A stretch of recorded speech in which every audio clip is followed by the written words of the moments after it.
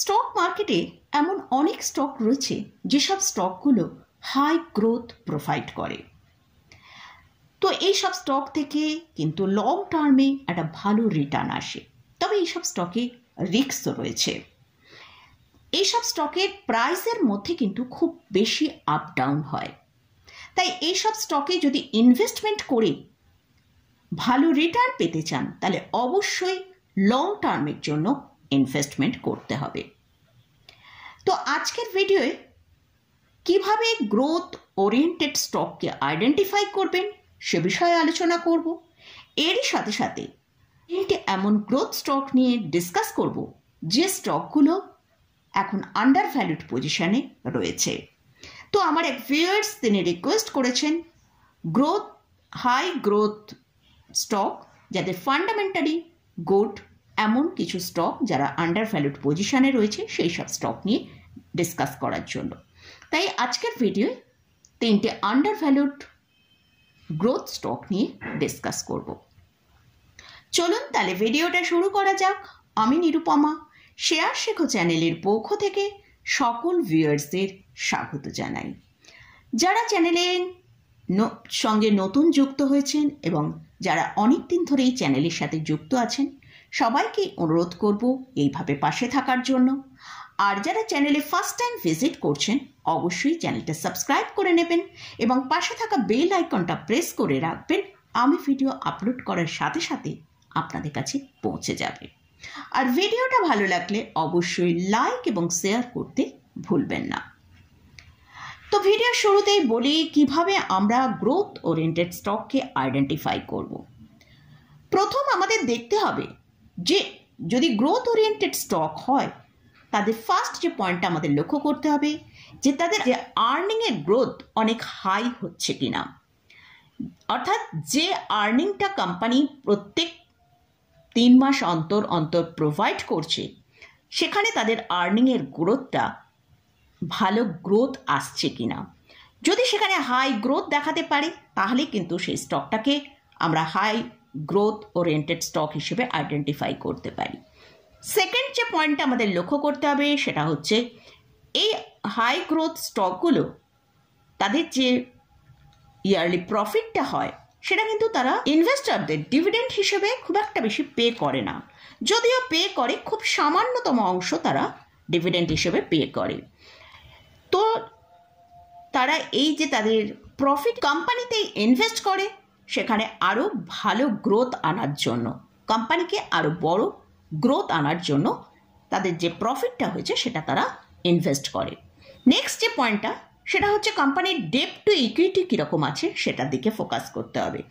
Date to equity অবশ্যই যেন 1-এর নিচে হয়, কারণ ডেট যদি বেশি হয় তাহলে যে সেক্টরে এই কোম্পানি বিলং করছে সেই সেক্টরের মধ্যে যদি কোনো নেগেটিভ নিউজ বা কোনো নেগেটিভ সিচুয়েশান তৈরি হয় সেক্ষেত্রে কিন্তু স্টকের ওপর একটা ভালো ডিক্লাইন আসতে পারে এবং তার ফলে সেখানে আর্নিংয়ের ওপরেও কিন্তু একটা চাপ সৃষ্টি করতে পারে।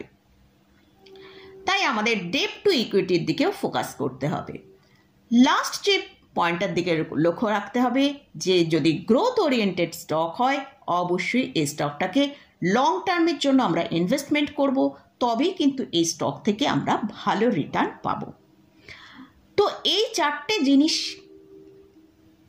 চিন্তা ভাবনা করে তবেই কিন্তু গ্রোথ ওরিয়েন্টেড স্টকে আমরা ইনভেস্টমেন্ট করব। তো এবারে আসছি 3টে গ্রোথ ওরিয়েন্টেড স্টক নিয়ে আজকের ভিডিওয়ে ডিসকাস করব। সেগুলো এখন আন্ডার ভ্যালুড পজিশনে রয়েছে। আগেই বললাম এইসব গ্রোথ ওরিয়েন্টেড স্টকের মধ্যে কিন্তু অনেক বেশি স্টকের প্রাইসে আপ অ্যান্ড ডাউনটা হয়। তো সেই স্টকগুলো এখন আন্ডার ভ্যালুড পজিশনে রয়েছে। এই স্টকগুলো কিন্তু ভবিষ্যতে একটা ভালো রিটার্ন আসার সম্ভাবনা আছে।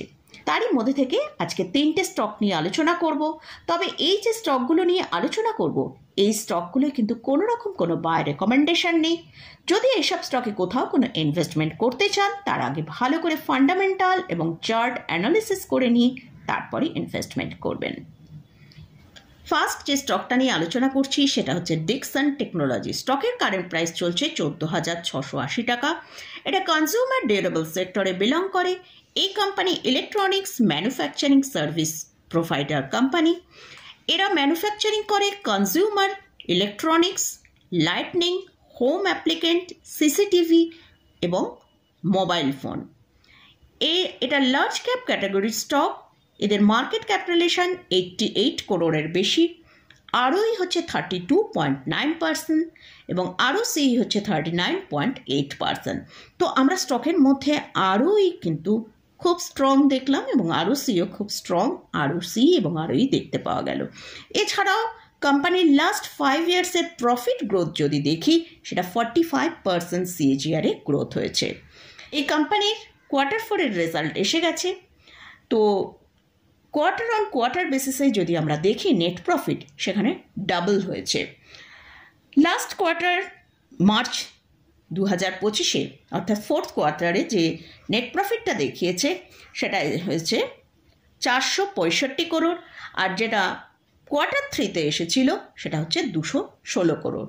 অর্থাৎ এখানে কিন্তু আমরা নেট প্রফিটের মধ্যে কিন্তু একটা ভালো জাম্প দেখতে পাচ্ছি। এই কোম্পানিতে এফআইস এবং ডিআইসদের একটা স্ট্রং হোল্ডিং রয়েছে। এফআইসের পজিশন রয়েছে 21.81%, ডিআইসের পজিশন আছে 23.07%। স্টকটা এখন তার হায়ার লেভেল থেকে প্রায় 25% নিচে ট্রেড করছে। সেকেন্ড যে স্টকটা নিয়ে আলোচনা করছি সেটা হচ্ছে ওয়ারিয়ার রিনিউয়েবল টেকনোলজি লিমিটেড। স্টকের কারেন্ট প্রাইস চলছে 1051 টাকা। এই কোম্পানি ওয়ারিয়ার গ্রুপের কোম্পানি, আর এই কোম্পানি সৌরশক্তিকে ব্যবহার করে বিদ্যুৎ উৎপাদন করে। এই সৌর প্রকল্পের জন্য এরা ইঞ্জিনিয়ারিং, প্রকিউরমেন্ট, কনস্ট্রাকশন পরিষেবা প্রদান করে। এটা mid cap category stock. Market capitalization 11,000 করোড়ের ওপর। 52 উইক হাই লো যদি দেখি, 52 উইক হাই হচ্ছে 2513 টাকা, আর 52 উইক লো হচ্ছে 732 টাকা। আরওই হচ্ছে 65%, খুব স্ট্রং আরওই কিন্তু এই কোম্পানির আমরা দেখতে পাচ্ছি, এবং আরওসিও 84.9%। এটা একটা almost debt free company. Last 5 ইয়ার্সের প্রফিট গ্রোথ 274% CAGR-এ গ্রোথ হয়েছে। এই কোম্পানির Q4-এর রেজাল্ট এসে গেছে। এখানে আমরা নেট প্রফিটের মধ্যে দেখছি কোয়ার্টার অন কোয়ার্টার বেসিসে 40% জাম্প হয়েছে। তো ডিসেম্বর কোয়ার্টারে এসেছিল 54 করোড়, সেটাই মার্চ কোয়ার্টারে রিপোর্ট করেছে সেটা 94 করোড়, অর্থাৎ 40% আমরা জাম্প দেখতে পেয়েছি নেট প্রফিটের মধ্যে। এই কোম্পানির যে ক্যাশ ফ্লো সেটাও কিন্তু ভালো পজিটিভে ট্রেড করছে।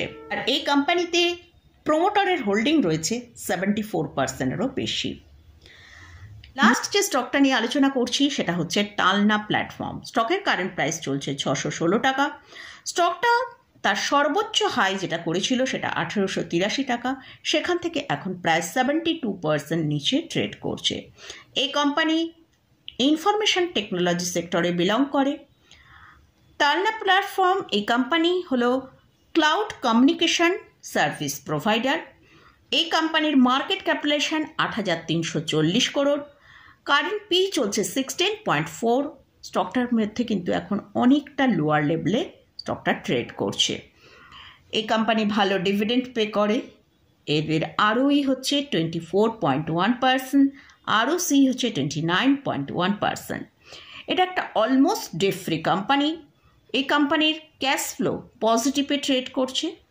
এই কোম্পানির যদি আমরা ইয়ার অন ইয়ার বেসিসে বা কোয়ার্টার অন কোয়ার্টার বেসিসে নেট প্রফিটের মধ্যে কিন্তু একটা ভালো ডিক্লাইন দেখতে পাচ্ছি, যেটা হচ্ছে মার্চ 2024-এ যে Q4-এর এদের নেট প্রফিট এসেছিল সেটা 130 করোড়, কিন্তু লাস্ট যে Q4 মার্চ 2025-এ যে নেট প্রফিট এসছে সেটা 117 করোড়। তাহলে কিন্তু এখানে আমরা নেট প্রফিটের মধ্যে ভালো ডিক্লাইন দেখতে পাচ্ছি। এছাড়াও কোয়ার্টার অন কোয়ার্টার বেসিসেও যদি দেখি সেখানেও কিন্তু একটা ফ্ল্যাট টু নেগেটিভেই নেট প্রফিট এসেছে। তো মোটামুটি এই 3টে স্টক নিয়ে আলোচনা করলাম। এই 3টে স্টক হাই গ্রোথ স্টক হলেও এখন আন্ডার ভ্যালুড পজিশনে রয়েছে। তো এইসব স্টকে লং টার্মে যদি ইনভেস্ট করা যায় তাহলেই কিন্তু ভালো একটা রিটার্ন পাওয়া যায়। তবে এই সব হাই গ্রোথ স্টকে ইনভেস্ট করার মধ্যে কিন্তু একটা ভালো রিস্ক নিতে হয়। তাই যারা রিস্ক নিতে পারবেন তারাই একমাত্র এইসব হাই গ্রোথ স্টকে পজিশন নেবেন।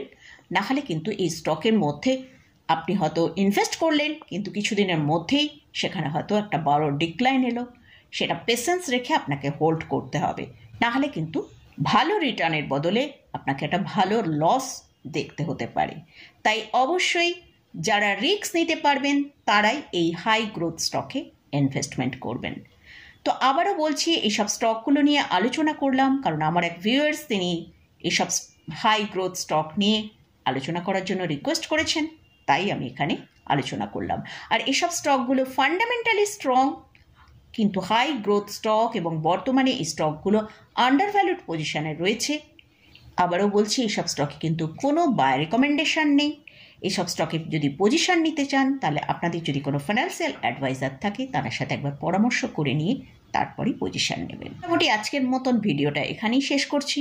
ভিডিওটা যদি ভালো লাগে অবশ্যই লাইক করবেন, শেয়ার করবেন, সাবস্ক্রাইব করবেন। ধন্যবাদ।